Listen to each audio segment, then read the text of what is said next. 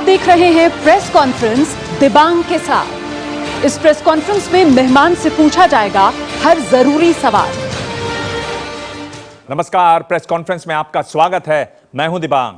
Press conference में आज मेरे साथ वरिष्ठ पत्रकारों का पैनल और एक बेहद खास मेहमान जो साध्वी बनने के लिए चली, लेकिन बीच में अयोध्या आ गई, फिर दिल्ली आ गई, भोपाल आ गया, लेकिन दिल्ली छूटी, भोपाल भी। लड़ झगड़ कर उन्होंने अपना राजनीतिक मायका भी छोड़ दिया, लेकिन आज वो एक बार फिर अपनों के बीच हैं। न उनके जलवे में कमी आई है और न ही सम्मान में, मगर कुछ है जो उनके राजनीतिक गंगा की राह को रोकता रहा है। मुख्यमंत्री रही केंद्रीय मंत्री उमा भारती, आपका स्वागत है। आपसे सभी जरूरी सवाल पूछे जाएंगे, लेकिन उससे पहले ये रिपोर्ट।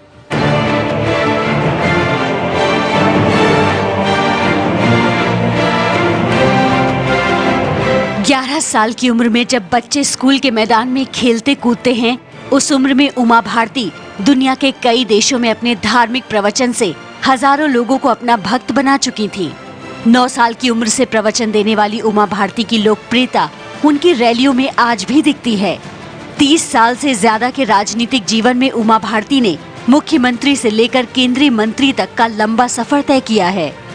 कार चलाने की शौकीन उमा भारती को अब भी हवाई सफर से डर लगता है। मीठा खाने की शौकीन उमा भारती गाय गंगा से बहुत प्रेम करती हैं और कुत्ते पालने का भी उन्हें उतना ही शौक है। चुनाव के दौरान गंगा को लेकर पीएम मोदी ने जो वादे किए थे, सरकार बनने के बाद उसे पूरा करने का जिम्मा उमा भारती को सौंपा गया। यूपी के झांसी से जीतकर संसद पहुंची उमा भारती मोदी सरकार में जल संसाधन और गंगा पुनरुद्धार मंत्रालय संभाल रही हैं। राम जन्मभूमि आंदोलन का चेहरा रही उमा वाजपेयी सरकार में खेल और युवा मामलों की मंत्री थी और मध्य प्रदेश की मुख्यमंत्री भी रह चुकी हैं। हालांकि 9 महीने सीएम रहने पर दंगा केस में गिरफ्तारी वारंट जारी होने पर उमा भारती को मुख्यमंत्री पद से इस्तीफा देना पड़ा था और फिर सामने आई हंगामे की तस्वीरें।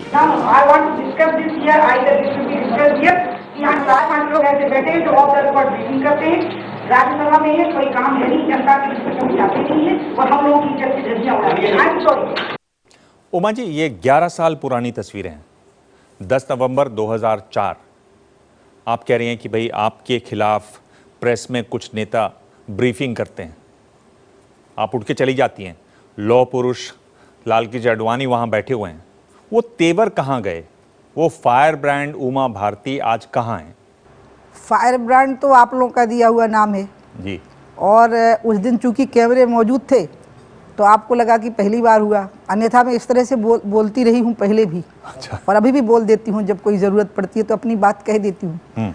बाकी तेवर क्यों बदल गए, तो उसका कारण है कि पहले फायर ब्रांड थी, अब मोदी जी ने वाटर ब्रांड बना दिया है। अच्छा। हाँ, जल संसाधन मंत्री हूँ तो तरल हो गई हूँ, नरम नहीं, गर्म नहीं रही हूँ। पर ये एक बदलाव आया है जरूर उमा भारती में। ऐसा लगता है कि पहले आप नेता थीं, अब आप एक तरीके से नौकरी सी करती हैं।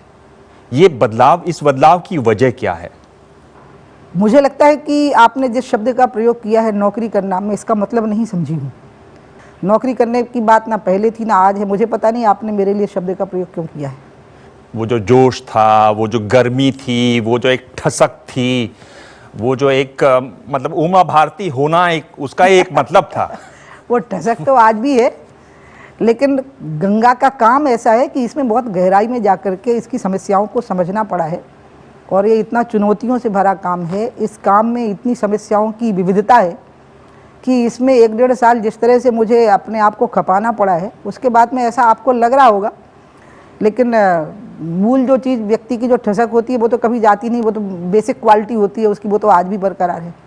आजकल एकदम से आप गायब हो गई हैं, कहीं कोई बयान नहीं, कोई भाषण नहीं, कोई प्रेस कॉन्फ्रेंस नहीं, तो कारण क्या है कि आपको पार्टी की ओर से कहा गया है चुप रहने को, कि आपने खुद फैसला लिया है?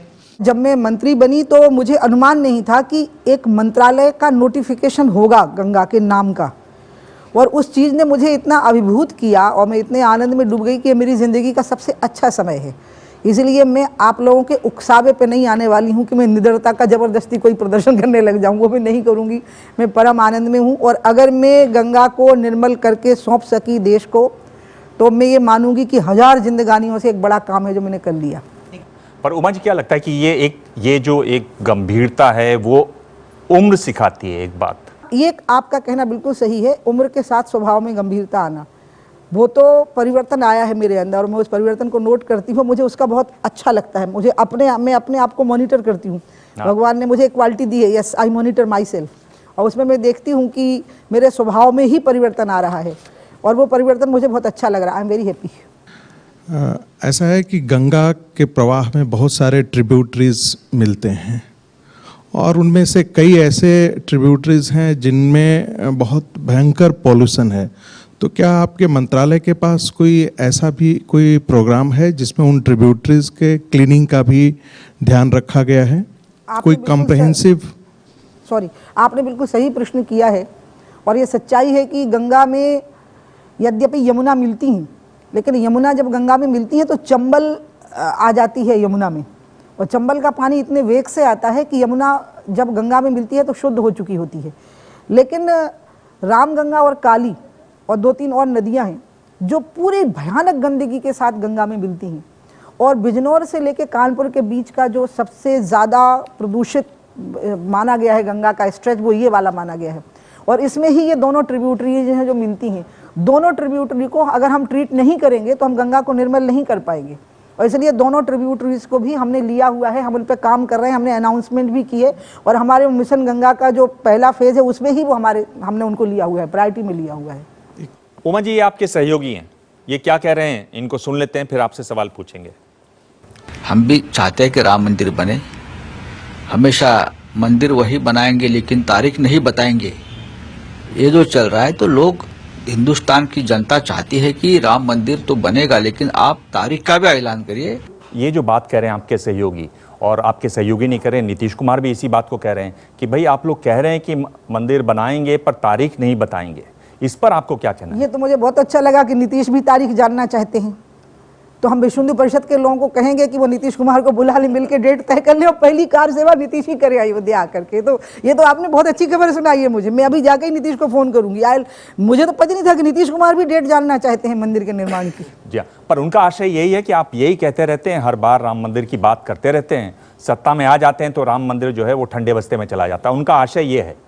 अब मेरे को आशा उनसे पूछने तो दीजिए कि अगर वो मंदिर का निर्माण चाहते हैं तो पहली कार से वो वही कर दें, फिर ये तो बहुत अच्छा रहेगा। अगर ऐसा कर देंगे बहुत शांति हो जाएगी।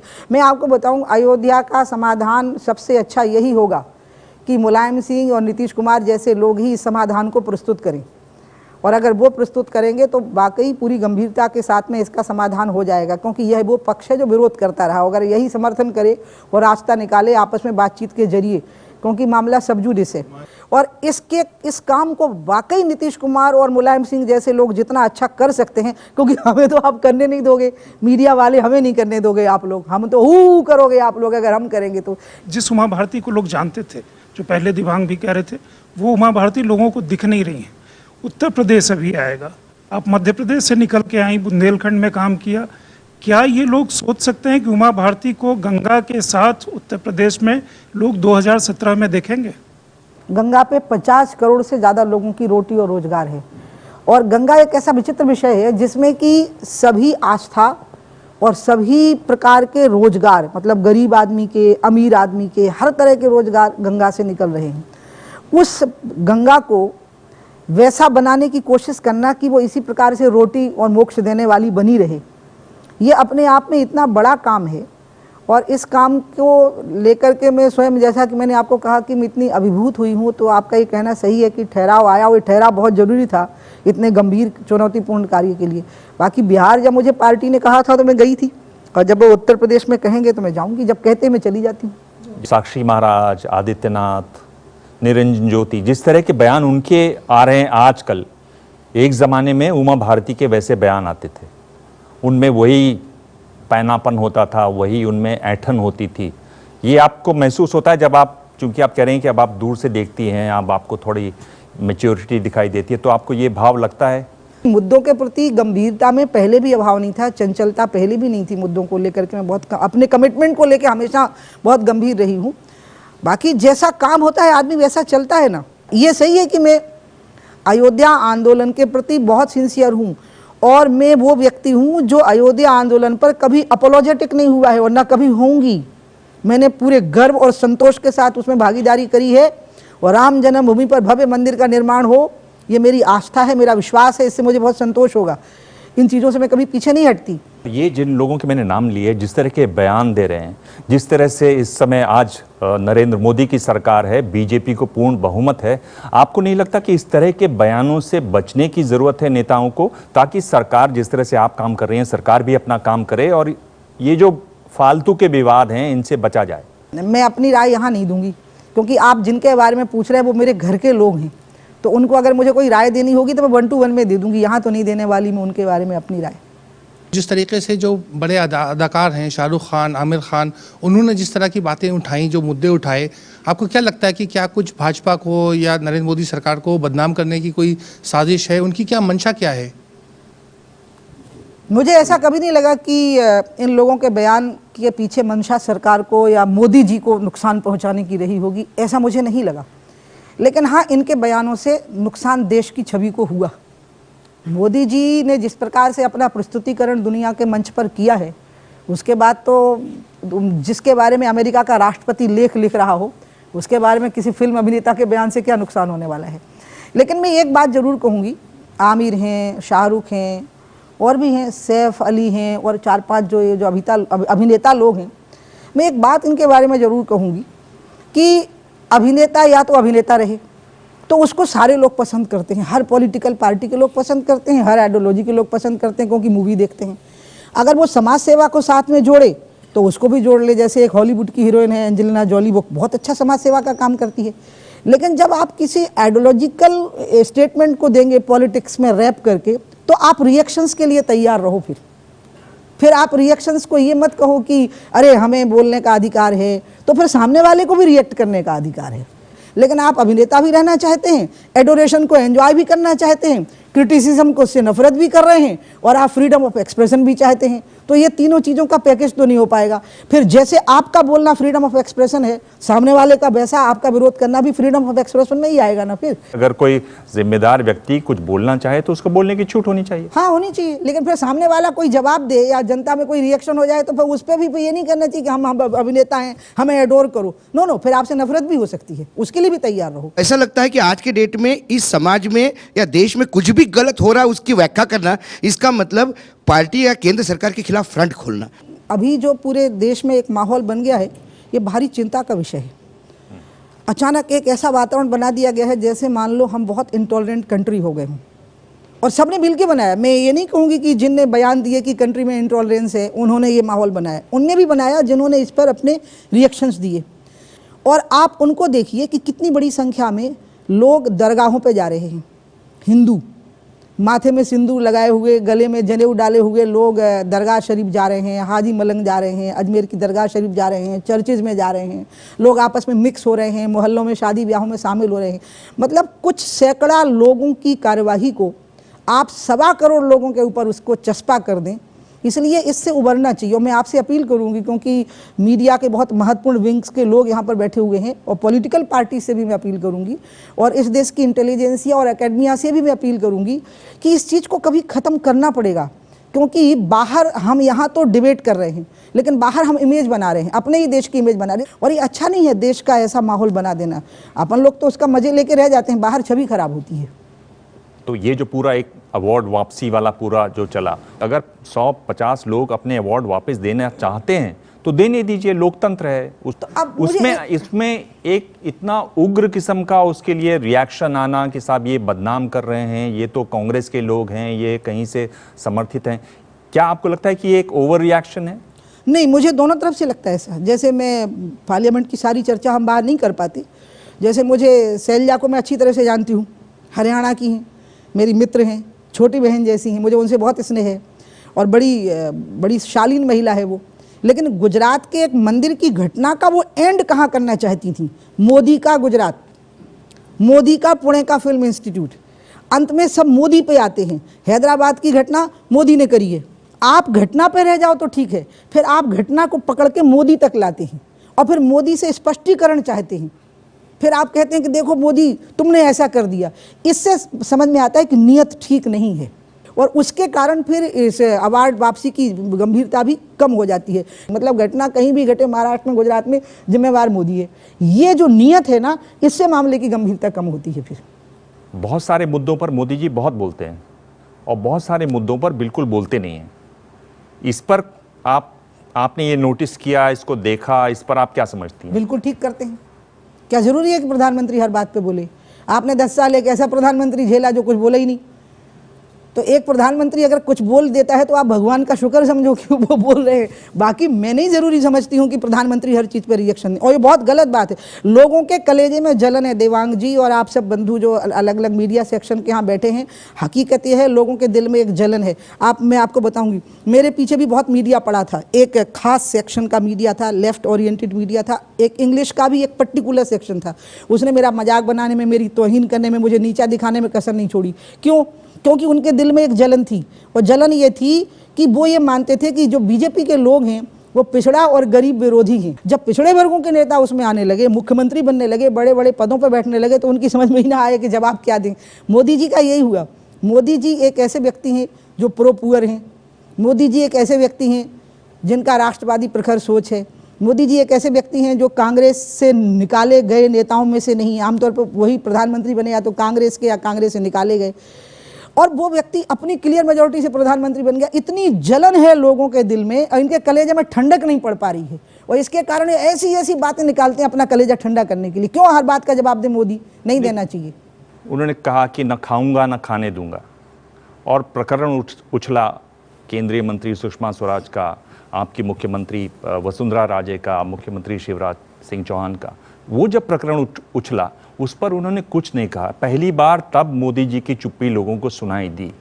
आपको क्या लगता है कि वो ठीक था? जिस तरह से इस मामले को उठाया गया वो बहुत गलत था। मुझे बहुत दुख हुआ है, मैं कभी भूल नहीं सकती। ये नेहरू गांधी परिवार की प्रकृति यही हो गई है कि इन्हें कुछ नहीं कहा जा सकता। रॉबर्ट वाड्रा का नाम लेते हैं तो वो कहते हैं हम पॉलिटिक्स में उनके परिवार को ढकेल रहे हैं। फिर राहुल गांधी ने सुषमा की लड़की का नाम क्यों लिया पार्लियामेंट के अंदर? मतलब ये माँ बेटे की जोड़ी ऐसी हो गई है कि ये बिल्कुल वायसराय से भी ज़्यादा ऐसे हो गए हैं कि ये बिल्कुल इनको नहीं छुआ जा सकता, इनके बारे में कुछ नहीं बोला जा सकता। ये बिल्कुल भगवान हैं, भय प्रकट कृपाला दीन दयाला हैं ये लोग, इनको कुछ नहीं कहा जा सकता। ये तो ठीक नहीं है। और पार्लियामेंट में भी जिस तरह का अशोभनीय आचरण था, ये ठीक नहीं था। उमा जी, मध्य प्रदेश के मुख्यमंत्री हैं शिवराज सिंह चौहान, देखिए क्या कह रहे हैं। ये चिंतित हो रही हो फिर से इन मामलों को लेकर के, तो वो कोई रास्ता निकाले और राज्य के लोगों को चिंता और भय से मुक्त करे, क्योंकि मैं स्वयं भयभीत होती हूँ। आपकी बहन कह रही है हमारी कि बहन तमाम को आपकी कोशिशों। दिक्कत ये है कि सवाल सुनिए सर, सवाल सुनिए। मीडिया के मित्र बहन को पूरा तो दिखाते ही नहीं। उन्होंने ये वो कह रहे हैं कि मैं तो डर ही रहती हूँ, लोग में भय का वातावरण है। आप कह रहे हैं मैं बहुत अच्छा काम कर रहा हूँ। क्यों नहीं आप उनके पास जाते, बैठते, उनसे समझते कि क्या गड़बड़ कहाँ रह रही है? ये आपको बता के बैठेंगे क्या उनके पास? हम रोज बैठते हैं जब जरूरत होती है। ये रोज बैठते हैं, गड़बड़ होती है कि ये ऐसे इन्होंने कह दिया शो पर? ये जो सेंटेंस दिखाया है ना, पूरा तो निकलवाओ कि मैं क्या बोल रही थी। शिवराज जी का ये कहना कि हम लगभग रोज बात करते हैं, ये सही भी है, हम बात करते हैं। शिवराज जी और मैं राजनीति में लगभग एक साथ आए। वो विद्यार्थी परिषद में थे और मैं सीधी राजनीति में लाई गई थी 84 में। तो अब भारतीय जनता पार्टी में वापस हो गई हूँ। इसके पहले जब मैं भारतीय जनता पार्टी से बाहर थी तो भी वो इतना एहतियात बरतते थे कि मेरे बारे में कोई भी टिप्पणी करने से वो बचते थे। फिर से ऑन रिकॉर्ड बोलूँगी कि जो आदमी मुख्यमंत्री रहा हो, जो आदमी केंद्र में 6 साल मंत्री रहा हो, जो आदमी क्या बोलते हैं कोयला और माइनिंग जैसा मंत्री रहा हो, और बिल्कुल बिना एक दाग के, मतलब लोगों को पता ही नहीं कि मैं कोल और माइन की मिनिस्टर थी, क्योंकि कोल और माइन का मिनिस्टर विवाद में आते ही है। मैं निर्विवाद होकर वहाँ से भी निकल गई। मुख्यमंत्री बनने के पहले मैं वही थी। उस व्यक्ति पर चपरासियों की नियुक्तियों में पैसे लेने के आरोप लग जाए तो या तो सामने वाला डूब मरे या सुनने वाला डूब मरे।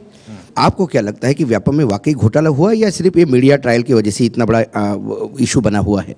इसके 2 हिस्से हैं। घोटाला तो हुआ ही है, तभी तो जांच हुई है, और राज्य सरकार ने भी माना है, इसलिए तो रिकमेंड किया। और राज्य सरकार ने भी STF बनाई थी, इसी की जांच के लिए बनाई थी। तो राज्य सरकार ने भी उसको गंभीरता से लिया और उसकी गंभीरता को समझ के CBI को दिया। मीडिया ट्रायल अलग हुआ लोगों का, वो एक अलग विषय है। और अब सब बंद हो गया, शांति हो गई, अब दोबारा इसको शुरू मत करो, मेरी रिक्वेस्ट है आपसे। पर ये जो एक बात है, जिस तरह से आपका नाम इसमें आया, केवल एक पंडित जी थे लीलाधर पचौड़ी जो आपके कंपाउंड में ही वो रहते थे, उसकी वजह से आपका तो नाम आ गया। मुख्यमंत्री जी के अपने पीए थे प्रेमचंद प्रकाश, उनका भी नाम आया, मुख्यमंत्री जी का नाम नहीं आया। आपको लगता है कि कुछ वहां पर भी एक खेल सा तो हुआ कुछ इस मामले में आपके नाम को लेकर?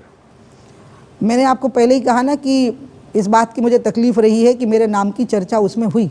अब चूंकि जांच चल रही है, इसलिए जो तथ्य आप बोल रहे हैं उन तथ्यों को मैं कोट नहीं करना चाहूंगी, क्योंकि सीबीआई जांच कर रही है, तो तथ्यों पर मैं टिप्पणी नहीं करूंगी। लेकिन हाँ, मुझे तकलीफ हुई थी, मैं तकलीफ के दौर से गुजरी थी।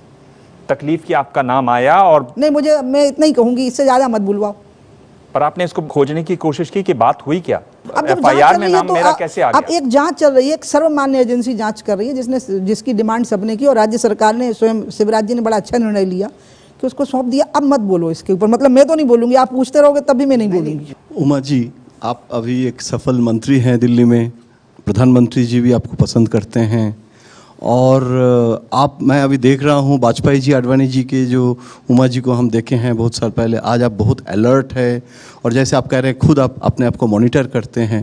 लेकिन क्या जो कांग्रेस ने एक सीडी दिखा के एक बार कहा था कि आपने मोदी जी के बारे में विनाश पुरुष बताया था, झूठ बोलते हैं मोदी जी गुजरात के बारे में, तो क्या वो एक्चुअली हम एक पुष्टिकरण चाहते हैं, क्या आप बोले थे या आज आप उनके लिए पश्चाताप हैं? ये जो मैं बोल रही थी, ये राजकोट की प्रेस में बोल रही, और तब मैं भारतीय जनशक्ति में थी, बीजेपी से बाहर थी। मैं बड़ौदा आई और मैं राजकोट से बड़ौदा जितने जल्दी पहुंची तो मैं दंग रह गई। मैंने गुजरात का ये स्वरूप देखा ही नहीं था। और मैंने दूसरी प्रेस कॉन्फ्रेंस की और वहाँ मैंने कहा कि मेरे को तो पता नहीं था कि गुजरात ने इतनी तरक्की कर ली और मैं अपने उम्मीदवार वापस करती हूँ। वो प्रेस वालों ने आज तक नहीं दिखाया, तो मेरी इच्छा है कि मेरा दूसरा वाली भी प्रेस कॉन्फ्रेंस दिखाओ ना। तो मोदी जी के बारे में जो टिप्पणी आपने बिना जाने की थी, उसके लिए पश्चाताप है आपको? अच्छा रहा आपने प्रश्न कर दिया। जब ये चुनाव चला ना लोकसभा का, तो मैंने उन्हीं से पूछा कि ये जो बार बार यूट्यूब पे दिखा रहे हैं, मेरे को अच्छा नहीं लग रहा है। कांग्रेस वालों को इसके अलावा कुछ मिला नहीं क्या? इनकी औकात नहीं बची क्या आपका मुकाबला करने की? तो मैंने कहा मेरे को ही आपके मुकाबले में ला रहे हैं। तो मैंने कहा अगर आप कहो तो मैं दूसरी प्रेस कॉन्फ्रेंस भी मंगवा दूं। तो उन्होंने मेरे को कहा अरे नहीं, ये बहुत छोटी बात है, इनमें मत पड़ो। तो उनका बड़प्पन था, खत्म कर दी उन्होंने बात। रहीमन धागा प्रेम का मत तोड़ो चटकाए, तोड़े से फिर ना जुड़े और जुड़े गांठ पड़ जाए। तो वो गांठ तो कहीं ना कहीं मन में रह जाती है, तकलीफ रह जाती है, वो तकलीफ है मन में। कोई साजिश आपको गिरा नहीं सकती जब तक कि आप स्वयं भूल ना करें।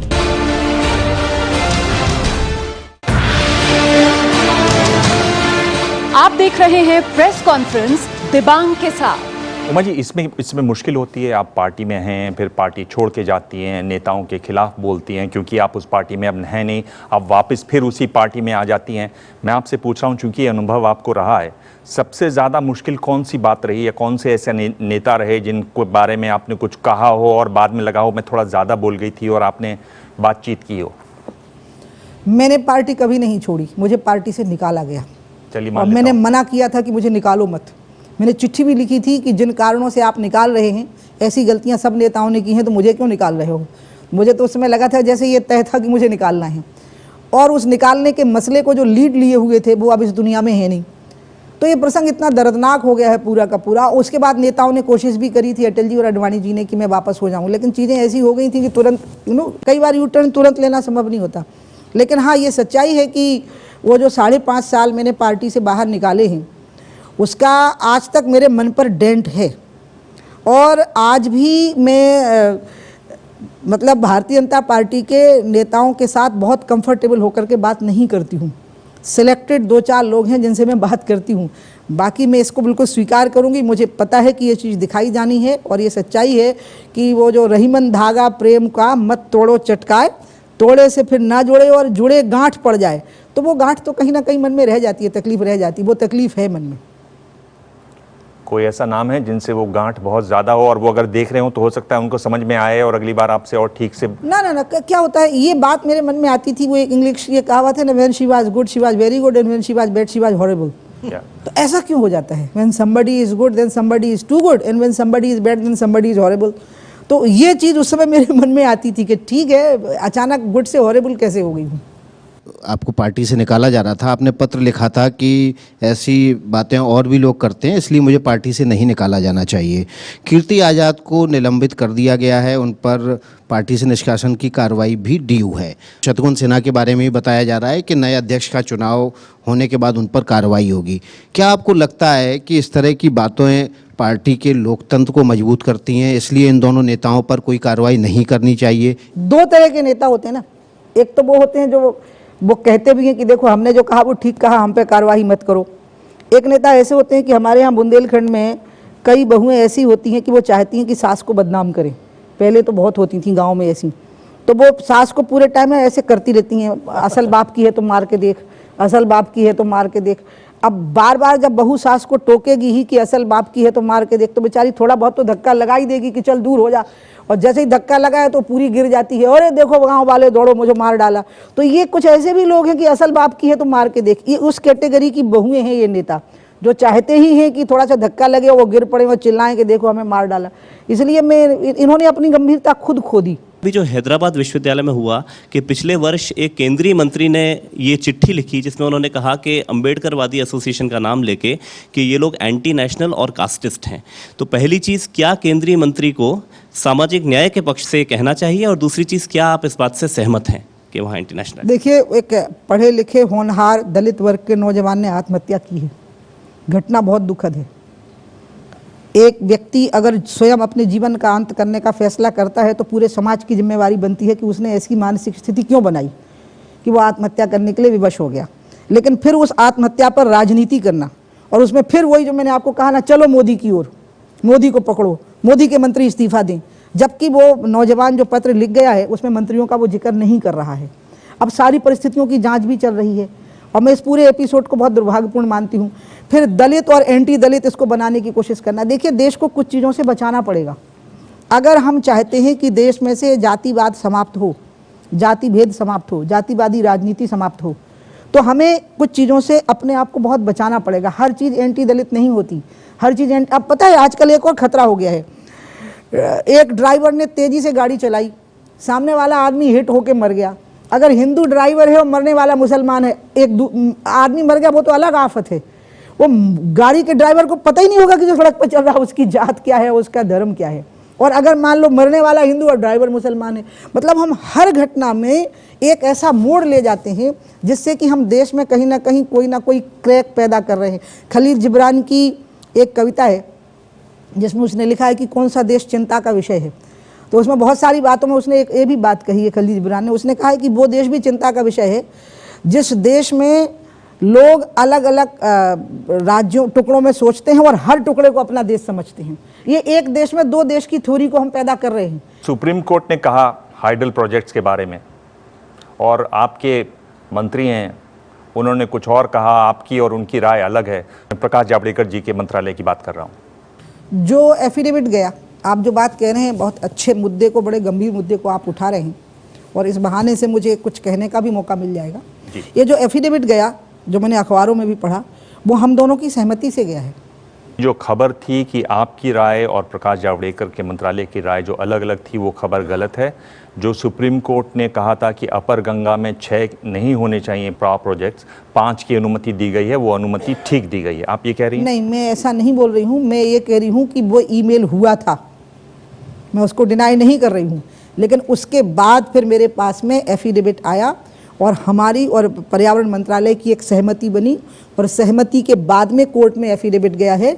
एफिडेविट में हमारे विचार ले लिए गए, क्योंकि मेरा कहना यह है, मैं बिल्कुल पावर प्रोजेक्ट के खिलाफ नहीं हूँ। मेरा कहना यह है कि गंगा में 1000 क्यूसेक से कम पानी नहीं छूटना चाहिए पूरे टाइम, ताकि 12 मासी धारा बनी रहे। और 1000 क्यूसेक पानी छोड़ते हुए आप किसी भी प्रोजेक्ट को बनाएं, हमें कोई दिक्कत नहीं है।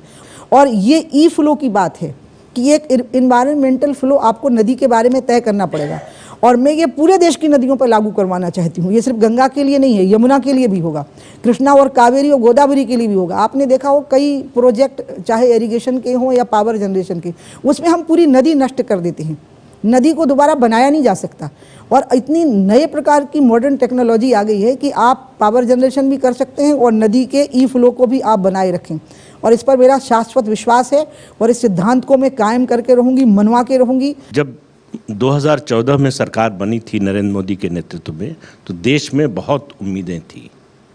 आज 1.5 साल बाद लोगों को लग रहा है कि जो अपेक्षाएं थीं उन पर सरकार खरा नहीं उतर रही है, उसकी लोकप्रियता में कमी आ रही है।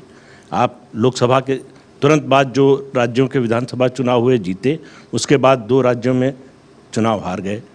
तो सरकार की छवि जो इस तरह की बन रही है, 1.5 साल के अंदर ही आपका जो उम्मीदों का पहाड़ था उससे नीचे वो पिघलता हुआ नीचे आ गया है। तो आप लोगों को कोई चिंता होती है, सरकार में इस पर कोई बात होती है? 1.5 साल में एक भी भ्रष्टाचार का आरोप नहीं लगा। जो लगाए गए वो चिकने घड़े पे पानी की बूंदों की तरह फिसल गए वो आरोप। मोदी जी की लोकप्रियता के लिए जब भी वो जनमत संग्रह होता है तो लोकप्रियता बढ़ती हुई ही दिख रही है। अब हम बिहार में हार गए या दिल्ली में हार गए तो उसके कारण होंगे, हारे तो ही सामने दिख रही है हार कि हम हारे हैं। सरकार की लोकप्रियता बढ़ रही हो ऐसा किसी सर्वे ने अभी तक दिखाया नहीं है। अब इसमें क्या है कि ये मैं मानती हूँ कि जब हम एक नए किसी परिवर्तन को लाते हैं तो हम सोचते हैं कि तुरंत कोई चीज़ सामने रिजल्ट के तौर पे आ जावे।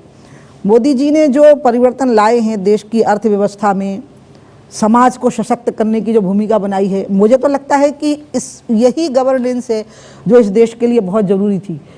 जो उनकी गवर्नेंस को मैंने देखा है वो है जन का सशक्तिकरण। जैसे अभी का आप स्टार्टअप प्रोग्राम देखिए, अभी तक की जो सरकारें रही हैं वो सत्ता पर आधारित समाज को बढ़ावा दे रही हैं। सरकार का काम है कि सशक्त समाज का वो निर्माण करे, जन को सशक्त होना। हमारे देश की जो सबसे बड़ी कमी है वो ये है कि अमीर और गरीब के बीच में गैप बहुत बड़ा है। इसलिए यहाँ चाहिए ग्रोथ विद एम्प्लॉयमेंट। हम आगे भी बढ़ें और हम साथ में लोगों को रोजगार भी दें। तो मुझे तो लगता है कि जैसी गवर्नेंस चाहिए थी वैसी पहली बार मिली है। कुमार जी, लोगों को ऐसा लगता है कि जिस तरीके की अपेक्षा थी आपसे, उस तरीके का जो परिणाम है वो दिखाई नहीं दे रहा है। तो 1.5 साल के मंत्रालय के अनुभव के बाद आप कोई ऐसी तारीख बता पाएंगे जब तक आपको लगता है कि गंगा निर्मल हो जाएगी? आपने बहुत अच्छा प्रश्न किया है। आप जो कह रहे हो बिल्कुल सही है। मैं इतनी दुश्चिंता के दौर से गुजरी हूँ कि मेरे पूरे सिर में फोड़े हो गए, पूरे शरीर में भी, चिंता के मारे। मुझे इतनी चिंता लगी क्योंकि जब मैं मंत्री बनी तो मैं उतने उत्साह से भर के बनी कि हम गंगा के सारे काम 90 दिन में कर डालेंगे, क्योंकि मैं गंगा में इतनी डूबी हुई थी आंदोलन में। और मैं इसको, मुझे पता है इसको आपको दिखाना है, और मैं इस कैंडिडेट कन्फेशन को, मतलब मैं कन्फेस कर रही हूँ इसको, कि मैं स्वयं जब मंत्री बनी तो मेरे को एक उत्साह था कि मैं 80-90 दिन में ही कुछ कर डालूंगी। तो मैं तो स्वयं से भी थोड़ी देर के लिए निराश हुई और परेशान हुई। लेकिन फिर मुझे समझ में आया कि अगर हम आंदोलनकारी के रूप में काम करते हैं तो वो अलग भूमिका होती है, और जब हम मंत्री के रूप में काम करते हैं तो उसमें अधिकारी हैं, नियम हैं, सीवीसी है, सीवीसी की गाइडलाइन है, टेंडरिंग का एक टाइम है, कैबिनेट के नोट का अप्रूवल है, और मुझे अपने आप को टेम करना पड़ा उसके लिए। जो निराशा आपके मन में आती होगी या अन्य किसी व्यक्ति के मन में आती होगी, मैं उस निराशा के दौर से खुद गुजरी जोर से, और मेरी हालत ख़राब हो गई। और मैं आपको कहूँ कि मैं मोदी जी के सामने जाके बैठ गई एक दिन, अभी इस मई महीने के, और मैंने कहा मेरे को लगता है प्रधानमंत्री जी मैं गंगा पे काम नहीं कर पा रही हूँ। तो उन्होंने उल्टा मुझे ढाढ़स बधाया और उन्होंने मुझे कहा कि अरे नहीं उमा बहन, ये तो काम ही कठिन है और इसमें टाइम लगेगा, तुम घबराओ मत। उन्होंने उल्टा मेरी हिम्मत बढ़ाई। जो कार्य योजना मैंने बनाई है उसका पहला चरण 2016 अक्टूबर में, और उसका जो फेज़ 2 होगा वो मुझे लगता है हम 2018 में आपको दिखा देंगे। लगातार काम हो रहा है मंत्रालय की तरफ से, परियोजना लंबी चौड़ी बनाई गई है, लेकिन ऐसा नहीं लग रहा है आपको कि धार्मिक परंपरा से जुड़े हुए लोग सफाई और उससे जुड़े जागरूकता अभियान से उस तरह से नहीं जुड़ पा रहे हैं जिस तरह से लोगों को जुड़ना चाहिए था? अभी तक जो भी गंगा में अच्छा काम हुआ है वो साधु संतों के प्रयास से ही हुआ है, और जो गंगा के किनारे रहने वाले लोग हैं उनके प्रयास से हुआ है। हमारा सरकारी प्रयास नहीं हुआ कि हम साधु संतों को कहें कि वो सरकारी मंच पर आए। हमारा फोकस मुख्यतः इसके ऊपर रहा कि हम किसी प्रकार से गंगा में पड़ने वाले जो औद्योगिक गंदगी है उसको रोक सकें, और जो सीवेज की गंदगी है हम उसको रोक सकें। जो गंदगी हो रही है मुख्यतः जो गंगा को गंदा करते हैं वो 2 चीज़ें कर रही हैं, एक सीवेज की गंदगी और एक उद्योग की गंदगी। इसको अगर हम रोक लेंगे तो बाकी काम समाज अपने आप कर लेगा। गंगा के लिए अगर एक्ट लाना भी है तो जो प्रधानमंत्री जी की अध्यक्षता में जो बैठक हुई थी उसमें ये बात आई थी, तो उसमें नीतीश कुमार जी ने और अन्य मुख्यमंत्रियों ने ये बात कही थी कि कोई एक्ट आएगा तो हम उस एक्ट का स्वागत करेंगे, लेकिन उसमें राज्यों की राय लेना बहुत ज़रूरी है। तो ये सही है कि एक एक्ट पर विचार हो रहा है, और वो एक्ट इस बात के लिए है कि गंगा में प्रदूषण का जो प्रकार है, एक सीवेज का और उद्योग का, इसको कैसे रोका जाए। लेकिन कोई फूल ना डाले, कोई मिठाई ना डाले, कोई आरती ना करे, कोई नहाए ना, ये तो किया गया दुष्प्रचार है। गंगा कभी भी श्रद्धालुओं के द्वारा गंदी नहीं हुई है, और ये तो पाप है जो हमने 60 साल में किया है। हमारी प्लानिंग इतनी एंटी गंगा प्लानिंग की है हमने गंगा के बारे में सोचा ही नहीं। वैसे आपसे कोई कुछ कह दे तो आप भी तुरंत उसका जवाब दे देती हैं। ये देखिए उसका एक नमूना है इधर। मिनिस्टर 24 श्रीमती उमा भारती जी। अभी तक शादी नहीं हुई मेरी अध्यक्ष महोदय, आगे संभावना सुश्री उमा भारती, सॉरी सुश्री उमा भारती। अब आप नहीं करवा पाएंगी, संन्यास ले लिया, नो वैकेंसी का टैग लग गया। उमा जी, इसको आप कैसे देखती हैं? इस पर कोई अफसोस, या इसको आप इस बारे में क्या सोचती हैं? मैं बहुत संजीदगी से आपसे ये पूछ रहा हूँ। ये तो पहले शादी करने वाले व्यक्ति से ये पूछना चाहिए कि तुम शादी करके अफसोस कर रहे हो क्या। शायद तुम्हारी अगर शादी हुई हो तो मैं पूछे लेती हूँ कि देवांग तुमको क्या लगता है। मैं बताऊँ, जब मैंने संन्यास लिया तो मैं 32 साल की थी, और मैंने पूर्ण प्रसन्न मन से संन्यास लिया है, और मैं अपने आप में संपूर्णता का पूरा अनुभव करती हूँ। लेकिन मैं एक चीज़ का ध्यान रखती हूँ कि ये मुझे ध्यान रखना है कि मैंने संन्यास लिया है। सामने वाले से मैं अपेक्षा नहीं करती हूँ कि वो मेरे को सन्यासी समझें। मेरे डिपार्टमेंट में ही शुरू में अचकचाहट हो जाती है, करना क्या है, नमस्कार करना है कि पाँव पड़ना है कि क्या करना है। तो मैं हमेशा ये बोलती हूँ कि ये मेरे को ध्यान रखना है कि मैं सन्यासी हूँ। आपके लिए मैं एक महिला के नाते, एक भारतीय के नाते, एक हिंदू होने के नाते और एक मनुष्य होने के नाते मुझे अपने महिला होने पर गर्व है, मुझे अपने हिंदू होने पर गर्व है, मुझे अपने भारतीय होने पर गर्व है, और एक भारत का नागरिक होने के नाते अगर मैं किसी भी मर्यादा का उल्लंघन करूं तो बिल्कुल मुझे टोकने का अधिकार है। लेकिन एक सन्यासी के नाते मेरे ऑब्जर्वेशन का अधिकार सिर्फ मेरे गुरु को है, इसके अलावा और किसी को नहीं। और इसलिए इस बारे में मैं सिर्फ अपने गुरु से ही बात करती हूँ जिनने मुझे सन्यास की दीक्षा दी है। उमा जी, कभी घर वालों ने आपका प्रयास किया शादी करवाने का? आज जब मुझसे आप बात कर रहे हो ना, मैं 56 साल की हो गई हूँ, और जब मैंने सन्यास लिया तो मैं 32 साल की थी। और शुरू में जब आप मेरा परिचय करा रहे थे तो मैं आपको बताऊं, मेरा 2nd टर्म का मेंबर ऑफ पार्लियामेंट थी मैं जब मैंने सन्यास लिया है। सन्यास के बाद मैंने राजनीति नहीं की है, मैंने राजनीति करने के दरमियान ही सन्यास लेने का फैसला किया है। और सन्यास लेना एक बहुत ही मेरा अपना निजी विषय है। मैंने तय किया कि मुझे अपना जीवन ऐसे जीना है, तो मैंने वैसा ले लिया। अब बाकी उस जीवन की समीक्षा करने का अधिकार मेरे गुरु के अलावा किसी को है नहीं। तो इसलिए मैं तो एकदम बहुत आनंद में हूँ, और ये अपना आनंद का अपना एक मार्ग होता है, मैंने ये मार्ग चुना। एक बार किसी ने मुझे पूछा था कि आप केदारनाथ क्यों चली जाती हैं, तो मैंने उसको कहते तुम लास वेगास जाते हो, तो मैंने अपने आनंद का स्थान केदारनाथ चुना है, तुमने अपने आनंद का स्थान लास वेगास चुना है। ये तो अपनी अपनी पसंद की बात है। प्रेस कॉन्फ्रेंस में आगे है रैपिड फायर। देखना है केंद्रीय मंत्री उमा भारती 5 में से कितने सवालों के जवाब दे पाती हैं। कोई साजिश आपको गिरा नहीं सकती जब तक कि आप स्वयं भूल ना करें। मोदी सरकार में नंबर 2 कौन है, राजनाथ सिंह या अरुण जेटली? राम मंदिर निर्माण को लेकर ज्यादा गंभीर कौन रहे, अटल बिहारी वाजपेयी और अडवाणी जी या नरेंद्र मोदी और अमित शाह जी? 2 नंबरी होना अच्छा कहाँ होता है। साजिशों को ध्वस्त करना सीखा है अब मैंने, साजिशों में फंसूंगी नहीं।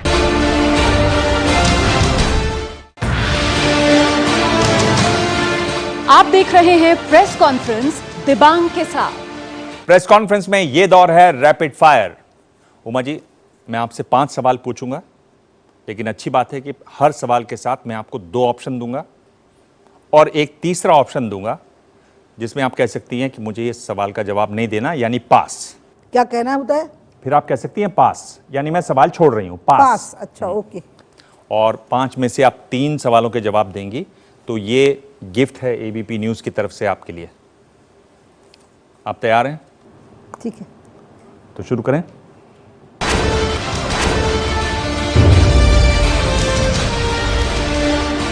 राम मंदिर निर्माण को लेकर ज्यादा गंभीर आपकी नजर में कौन रहे, अटल बिहारी वाजपेयी और अडवाणी जी या नरेंद्र मोदी और अमित शाह जी? राम मंदिर आंदोलन के दौर बिल्कुल अलग अलग रहे हैं, इसलिए इसमें किसी भी की भी गंभीरता को क्वेश्चन नहीं किया जा सकता। तो इनमें से आपको एक चुनना है, तो आप इसको पास करेंगे? मैं बिल्कुल पास करूंगी। चलिए, ये आपने छोड़ दिया सवाल। वैसे बहुत कम हुआ जो पहला सवाल किसी ने छोड़ा हो।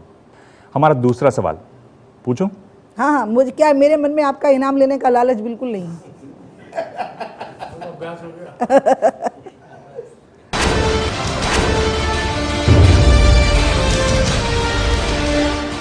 उमा जी, आप ओबीसी से हैं, आप महिला हैं, राजनीति में इसका आपको लाभ हुआ या नुकसान हुआ? भारतीय जनता पार्टी में दोनों का लाभ हुआ, क्योंकि भारतीय जनता पार्टी के ऊपर एक लेवल लगा हुआ था कि अपर कास्ट की पार्टी है, तो Bharatiya Janata party OBC leaders को आगे बढ़ाने के लिए उत्सुक थी और महिलाओं को भारतीय जनता पार्टी में बहुत सम्मान के साथ में ट्रीट किया जाता है। इसलिए भारतीय जनता पार्टी की राजनीति में बिल्कुल सही समय पर मैं आई, जब महिला नेतृत्व भी कम था और ओबीसी लीडरशिप को भारतीय जनता पार्टी स्वयं प्रमोट करना चाहती थी। मुझे इसका बहुत लाभ मिला। चलिए, तो एक जवाब तो हो गया आपका। तीसरा सवाल,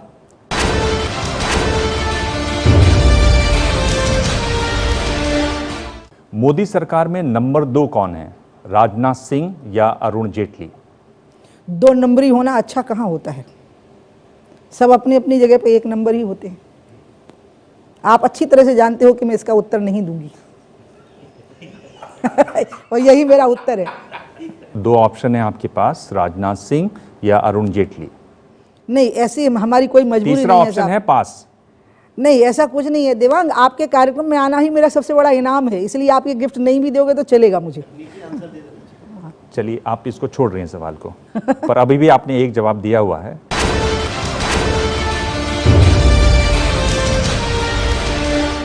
नब्बे के दशक में आप बीजेपी की बहुत बड़ी स्टार रहीं। आपकी कवर स्टोरीज तरह तरह की पत्र पत्रिकाओं में छपती थी। उसके बाद आपका जो ग्राफ गिरा, उसके लिए आप किसको जिम्मेदार मानती हैं उमा जी? जिस तरीके से आपने मुख्यमंत्री पद से इस्तीफा दिया वो, या कुछ नेताओं की साजिश रही आपके खिलाफ? 2 में से एक का ही उत्तर देना जी। ये तो बड़ी दिक्कत है। अगर आपने दोनों ही गलत बातें कही हो तो मैं क्या करूं? तो आप पास करेंगे? तो पास करना तो मेरी गलती नहीं ना, ओके पास किया, क्योंकि ये दोनों ही बातें सही नहीं है, इसमें तीसरी बात थी। चलिए, आपने इसको पास कर दिया। अब तीसरी वो पूछेंगे तो बताऊंगी ना। क्या तीसरी क्या बात? तीसरी बात ये थी कि सिचुएशंस, इश्यूज और उस समय के चैलेंजेस ऐसे थे कि वो परिस्थितियां बन गई, और उन परिस्थितियों के लिए मैं अपने आप को ही ज़्यादा जिम्मेवार मानूंगी, दूसरों को जिम्मेवार नहीं मानूंगी। तो ये आपने मुझे ऑप्शन दिया नहीं कि क्या आप अपने आप को जिम्मेवार मानती, ऑप्शन आपने मुझे नहीं दिया, क्योंकि सवाल तो मैं बना रहा हूँ। सही उत्तर ये, तो सही उत्तर तो यही है ना, सही उत्तर तो यही है ना कि मैं जो अपने आप को जिम्मेवार मान रही हूँ, मैं ऐसा मानती हूँ कि मुझे थोड़ा सा धैर्य से उस समय पर काम लेना चाहिए था। और मुझे कई पार्टी के नेता समझा भी रहे थे इस बात को कि अब चूंकि वो व्यक्ति रहे नहीं अब, तो मैं कुछ बातें कहना नहीं चाहती हूँ। तो उस समय अगर मैं उस बात को मान गई होती तो हो सकता है कि वो 5.5 साल का जो कष्ट का दौर है वो नहीं होता। मुझे लगता था आप कहेंगी नेताओं की साजिश रही। कोई साजिश आपको गिरा नहीं सकती जब तक कि आप स्वयं भूल ना करें। आप जीते ही जग जीतना होता है। तो मैं हमेशा यही देखती हूं कि मैंने क्या गलती की थी, इसके अलावा मैं सोचती नहीं। आखिरी सवाल,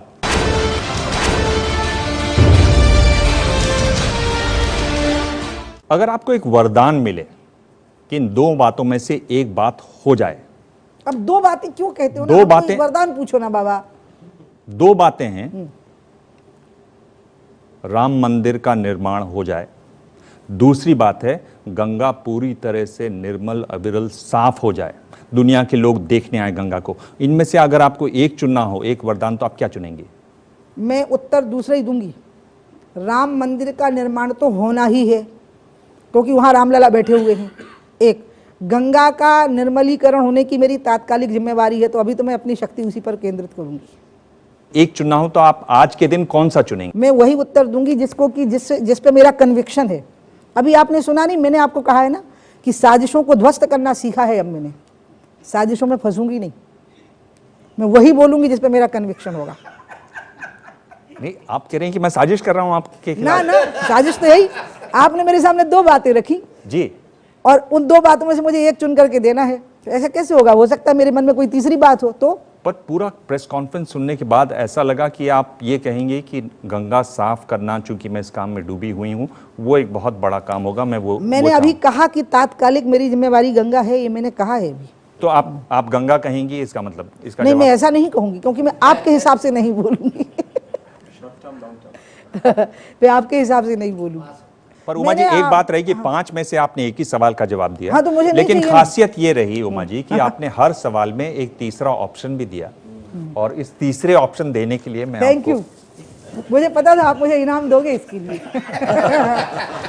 जब मेरे नाम से आया तो मुझे मिलना ही था। Thank you. प्रेस कॉन्फ्रेंस में आज इतना ही। अगले हफ्ते मिलेंगे एक और खास मेहमान से। तब तक ताजा खबरों के लिए देखते रहिए एबीपी न्यूज।